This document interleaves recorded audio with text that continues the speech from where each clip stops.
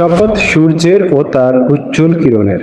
শপথ চন্দ্রের যখন তা তার পশ্চাতে আসে, অর্থাৎ সূর্যের পশ্চাতে আসে। শপথ দিনের যখন তা প্রকাশ করে, অর্থাৎ সূর্যকে প্রকাশ করে। শপথ রাতের যখন তা তাকে ঢেকে ফেলে, অর্থাৎ সূর্যকে ঢেকে ফেলে।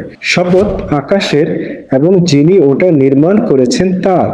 শপথ পৃথিবীর এবং যিনি ওকে বিস্তৃত করেছেন তার। আর শপথ নফস বা আত্মার এবং যিনি তা সুষম করেছেন তার।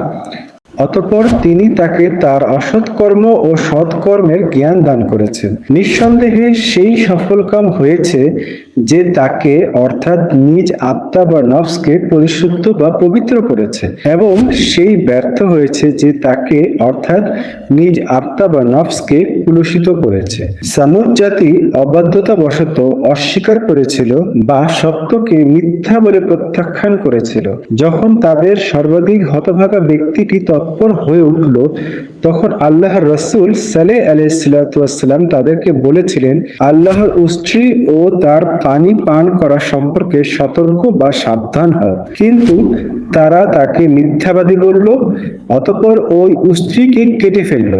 সুতরাং তাদের পাপের জন্য তাদের রব তাদেরকে সমূলে ধ্বংস করে ফেললেন, অতঃপর তাদেরকে ভূমিসাৎ করে দিলেন, আর তিনি এর পরিণামকে ভয় করেন না। সূরা শামস 91 নম্বর সূরা, আয়াত হচ্ছে 15।